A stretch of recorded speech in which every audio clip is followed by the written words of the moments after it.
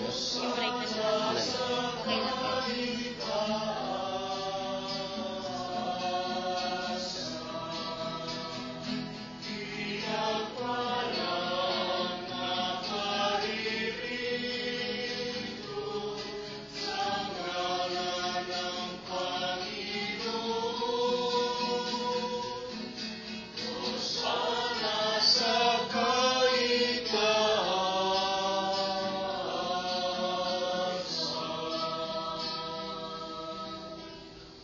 Dalangin ka bukal ng tanang kabanalakit sa pamamagitan ng iyong Espiritu gawin mong banal na manaloob na ito upang para sa aming maging katawan at ilo ng aming Panginoong Jesucristo.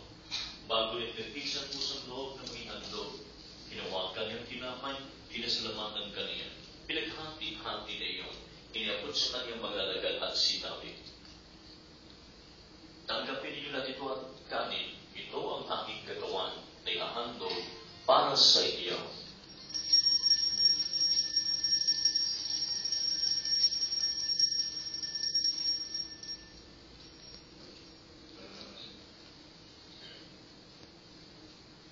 Ganyan naman ang matapos ang hapunan. Hinawakan niya ang kalis, muli kanyang pinasalamatan. Iniabot niya ang kalis sa kanyang mga alagad at sinabi, tanggapin ninyo lahat ito at inumin.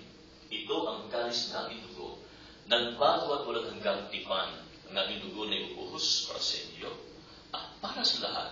Sa ikapagpamatawad ng mga kasalanan, gawin ninyo ito bilang paglalaan sa akin.